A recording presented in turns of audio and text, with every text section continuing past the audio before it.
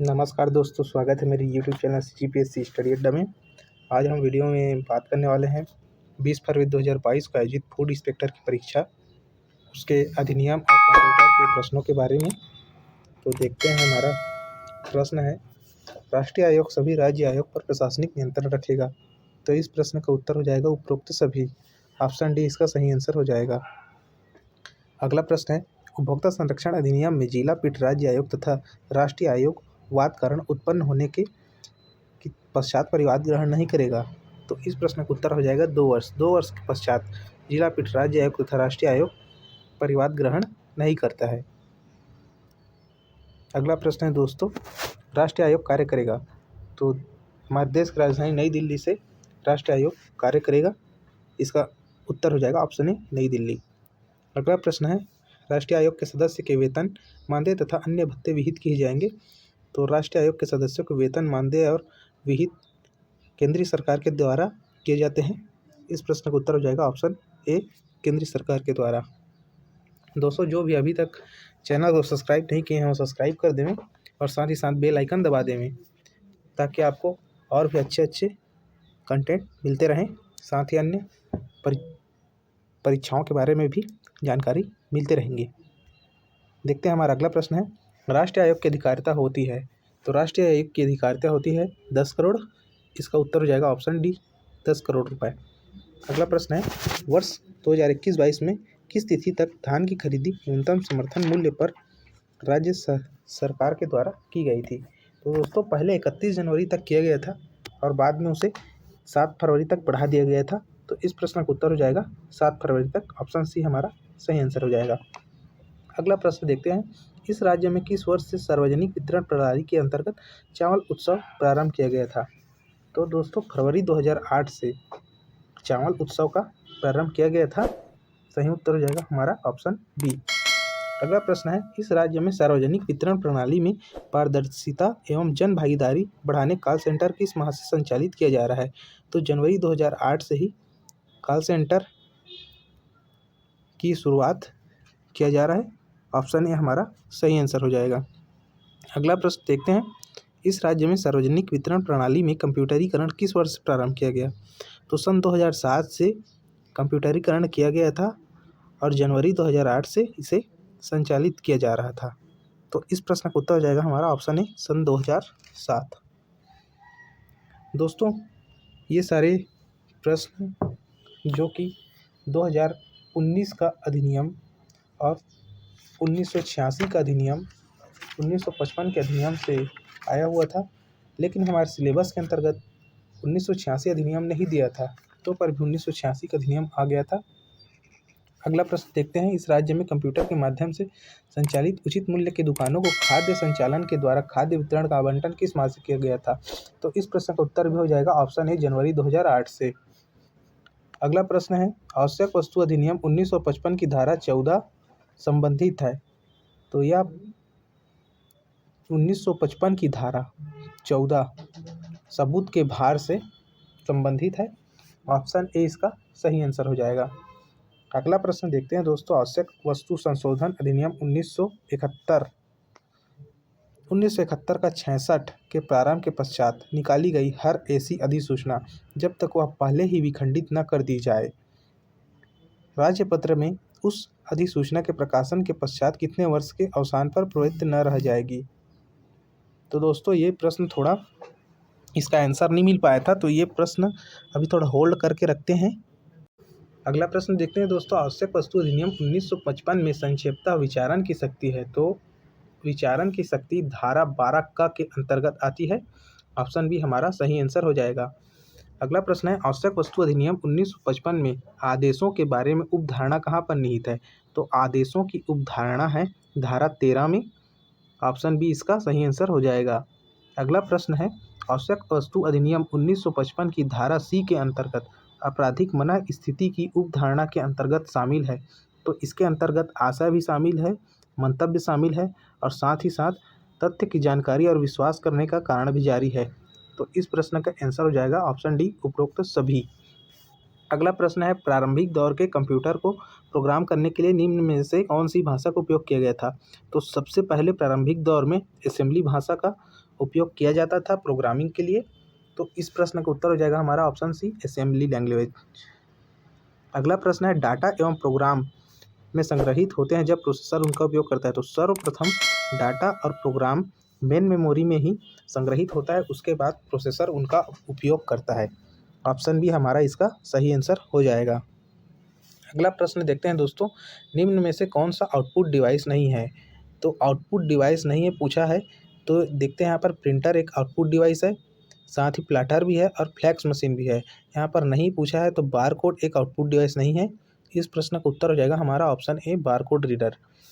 अगला प्रश्न है, निम्न में से कौन सा डिवाइस कंप्यूटर नेटवर्क में साझा संसाधन है। तो यहाँ पर देखते हैं दोस्तों, कीबोर्ड, प्रिंटर और स्पीकर दिए हुए हैं, लेकिन आपको ऐसा लगेगा कि ये तीनों एक ही नेटवर्क के अंतर्गत आते हैं, लेकिन ऐसा इसका आंसर नहीं होगा। इसका आंसर हो जाएगा ऑप्शन बी, प्रिंटर। प्रिंटर जो कि एक साथ कई कंप्यूटर नेटवर्क के साथ कनेक्ट हो जाता है। तो इस प्रश्न का उत्तर हो जाएगा हमारा ऑप्शन बी, प्रिंटर। देखते हैं अगला प्रश्न है, एक लाइन प्रिंटर के लिए सही वाक्यों की पहचान करें। तो लाइन प्रिंटर पहला कथन कहता है कि एक समय में यह एक पूरी रेखा लाइन को ही प्रिंट करता है। तो यह बिल्कुल सही है, यह एक नॉन इम्पैक्ट प्रिंटर है। ये गलत है दोस्तों, लाइन प्रिंटर जो कि एक इम्पैक्ट प्रिंटर होता है। तीसरा, यह अनुमति देता है एक साथ कई प्रति लेने की। तो इस प्रश्न के अभी थोड़ा होल्ड करते हैं, देखते हैं हमारा चौथा कथन, यह एक समय में एक कैरेक्टर प्रिंट करता है। तो यह भी गलत है। तो दोस्तों दूसरा और चौथा गलत हो गया है, तो ऑप्शन डी गलत है, ऑप्शन एक भी गलत है और ऑप्शन सी भी गलत है। तो हमारे पास बचता है ऑप्शन बी, तो इसलिए इसका आंसर हो जाएगा ऑप्शन बी। राज्य में सार्वजनिक वितरण प्रणाली के अंतर्गत कितने प्रकार के परिवारों को खाद्यान्न दिया जाता है। अगला प्रश्न है, राज्य में सार्वजनिक वितरण प्रणाली के अंतर्गत कितने प्रकार के परिवारों को खाद्यान्न दिया जाता है। तो यहाँ पर देखते हैं, कुल हमारे पास 6 प्रकार के राशन कार्ड होते हैं दोस्तों, लेकिन केवल 3 ही प्रकार के परिवारों को खाद्यान्न दिया जाता है। ऑप्शन ए इसका सही आंसर हो जाएगा। अगला प्रश्न है, कौन सी संस्था कृषि उपज का न्यूनतम समर्थन मूल्य घोषित करती है। तो दोस्तों, कृषि उपज का न्यूनतम समर्थन मूल्य भारत सरकार के आर्थिक मामलों की कैबिनेट समिति ही करती है। इसका आंसर हो जाएगा ऑप्शन बी।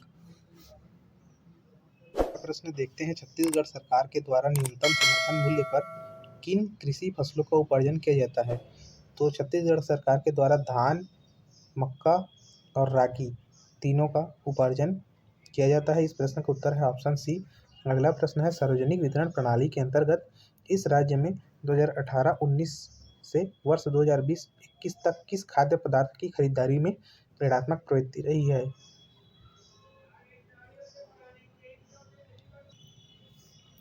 तो इस प्रश्न का उत्तर हो जाएगा ऑप्शन डी, चना।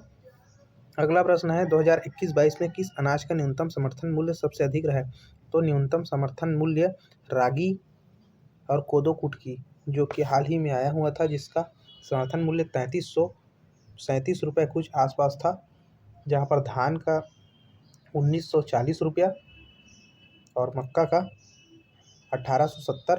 तो रागी इसका सही आंसर हो जाएगा।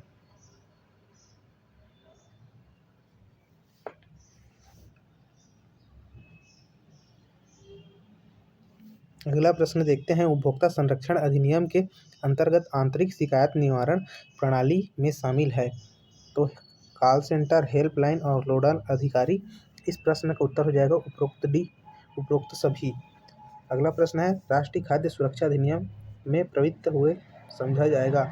तो इसका आंसर है 5 जुलाई 2013। ये सारे राष्ट्रीय खाद्य सुरक्षा अधिनियम के बहुत ही इंपॉर्टेंट प्रश्न से दोस्तों, जो कि कई बार रिपीट भी हुए हैं। अगला प्रश्न है, राष्ट्रीय खाद्य सुरक्षा अधिनियम 2013 में अनुसूचियां हैं। तो राष्ट्रीय खाद्य सुरक्षा अधिनियम 2013 में 4 अनुसूचियां हैं दोस्तों, इसका उत्तर हो जाएगा ऑप्शन बी। अगला प्रश्न देखते हैं, राष्ट्रीय खाद्य सुरक्षा अधिनियम 2013 की अनुसूची 2 संबंधित है।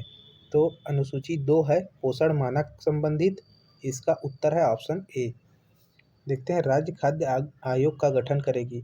तो राज्य खाद्य आयोग का गठन राज्य सरकार के द्वारा किया जाता है। तो इस प्रश्न का उत्तर है ऑप्शन सी, राज्य सरकार। हमारा अगला प्रश्न है 181 नंबर का, जिसमें दिया गया है उपभोक्ता संरक्षण अधिनियम 1986 के अंतर्गत परिवादी से अभिप्रेत है। तो यह प्रश्न पूरी तरह से रिपीट हो चुका है दोस्तों, जो कि 2017 में हुए एग्जाम का। अगला तो इसका आंसर हो जाएगा ऑप्शन डी, उपरोक्त सभी। अगला प्रश्न है उपभोक्ता संरक्षण अधिनियम की धारा 2NN में विनिमय से अभिप्रेत है। तो विनिमय से अभिप्रेत है, इसका अर्थ है कि राष्ट्रीय आयोग द्वारा विनिर्मित विनिमय, मतलब राष्ट्रीय आयोग द्वारा जो भी बनाया जाएगा वो इसका संबंधित होगा। ऑप्शन ए इसका सही आंसर हो जाएगा। अगला प्रश्न देखते हैं 1986 उपभोक्ता संरक्षण अधिनियम में उपभोक्ता विवाद प्रतियोजक अभिकरण की स्थापना का प्रावधान है। तो धारा 11 के अंतर्गत इसका प्रावधान है, इसका सही आंसर हो जाएगा ऑप्शन सी। अगला प्रश्न है उपभोक्ता संरक्षण अधिनियम 1986 की धारा 27 का के तहत प्रत्येक अपील आदेश के दिनांक से खाली स्थान मतलब कितने दिवस के भीतर की जाएगी। तो यह इसका आंसर हो जाएगा 30 दिवस। अगर आपने पुराना प्रश्न सॉल्व करके गए होंगे दोस्तों, तो ये सारे आपके आंसर बन गए होंगे। अगला है उपभोक्ता संरक्षण अधिनियम 1986 के तहत अपराधों के परीक्षण के लिए न्यायिक दंडाधिकारी को माना जाएगा। तो प्रथम श्रेणी, इसका सही आंसर हो जाएगा ऑप्शन ए इसका। अगला प्रश्न है वर्तमान खरीद 2020-21 में किसानों से धान की खरीदी कंप्यूटरीकृत व्यवस्था में कितने धान खरीदी केंद्रों से की गई है। तो इस प्रश्न का आंसर है ऑप्शन सी, 2310 धान खरीदी केंद्र से की गई है। अगला प्रश्न है इस राज्य में कितने राशन कार्ड धारियों को उनकी पात्रता अनुसार प्रति माह सार्वजनिक वितरण प्रणाली से राशन सामग्रियों का वितरण किया जाता है। तो यहाँ पर देखते हैं दोस्तों कि हमारा छत्तीसगढ़ राज्य में कुल राशन कार्ड धारियों की संख्या है 67.24 लाख, मतलब इसका आसपास उत्तर होगा ऑप्शन सी, 67.11 लाख। अगला प्रश्न है इस राज्य में कितने प्रतिशत लोगों को राष्ट्रीय खाद्य सुरक्षा अधिनियम के द्वारा प्रति सदस्य 5 किलो खाद्यान्न प्राप्त करने की पात्रता है। तो इस प्रश्न का उत्तर है ऑप्शन ए, 76। अगला प्रश्न है छत्तीसगढ़ राज्य से सार्वजनिक वितरण प्रणाली का कंप्यूटरीकृत करने के लिए नेशनल अवार्ड प्राप्त हुए हैं। तो यहाँ पर दिए गए चारों पुरस्कार जो कि छत्तीसगढ़ राज्य को सार्वजनिक वितरण प्रणाली के कंप्यूटरीकृत के लिए पुरस्कार दिए गए हैं। तो इसका सही उत्तर हो जाएगा नेशनल गवर्नमेंट मंथन अवार्ड, इंडिया अवार्ड और प्रधानमंत्री पुरस्कार। तो इसका आंसर हो जाएगा ऑप्शन डी, चारों, 1, 2 और 3, 4। अगला प्रश्न देखते हैं वर्ष 2021-22 के लिए सरकार के द्वारा धान ग्रेड ए के लिए न्यूनतम समर्थन मूल्य क्या निर्धारित किया गया था। तो यहाँ पर देखते हैं दोस्तों 1960 इसका सही उत्तर होना था, लेकिन यहाँ पर 1960 नहीं दिया गया है। तो हो सकता है यह प्रश्न विलोपित हो। कई लोग इसका आंसर ऑप्शन डी 1940 करके आए हैं। देखते हैं अगला प्रश्न है उपभोक्ता संरक्षण अधिनियम के तहत जिला फोरम का कार्यालय होगा। यहाँ जिला फोरम का कार्यालय जिला मुख्यालय में ही होगा दोस्तों। तो इसका उत्तर हो जाएगा ऑप्शन ए, जिला मुख्यालय। वहीं देखते हैं अगला प्रश्न दोस्तों, जो अभी तक चैनल को सब्सक्राइब नहीं किए हैं चैनल को सब्सक्राइब करके रख लीजिएगा, क्योंकि आने वाले समय में आपको पटवारी, हॉस्टल वार्डन और अन्य प्रतियोगिता परीक्षाओं के लिए भी महत्वपूर्ण प्रश्नों का सेट इस चैनल में उपलब्ध होंगे। तो इस 192 नंबर का प्रश्न देखते हैं उपभोक्ता संरक्षण अधिनियम पारित किया गया था। तो सन 2002 में उपभोक्ता संरक्षण संशोधन अधिनियम पारित किया गया था। इसका आंसर हो जाएगा ऑप्शन बी। अगला प्रश्न है उपभोक्ता संरक्षण अधिनियम 1986 में सूचना इत्यादि की तामीली से संबंधित था। 1986 उपभोक्ता संरक्षण अधिनियम से कुल 5 से 6 प्रश्न पूछ लिए गए दोस्तों, लेकिन ये हमारे सिलेबस के बाहर था, तो पर भी इन्हें कई लोगों ने बनाए हैं। इस प्रश्न का उत्तर हो जाएगा धारा 28 का ऑप्शन सी।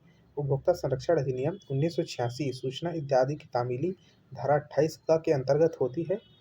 इसका आंसर है ऑप्शन सी। अगला प्रश्न है व्यर्थ या तंग करने वाले प्रतिवादी में हर्जाने की राशि। तो हर्जाने की राशि ऑप्शन बी 10,000 इसका सही उत्तर होगा। ये भी पूर्णतः प्रीवियस ईयर के क्वेश्चन में से ही है। अगला प्रश्न है, जिला फोरम राज्य आयोग या राष्ट्रीय आयोग आदेश का अनुपालन नहीं करने वाले व्यक्ति को आदेश दे सकेगा।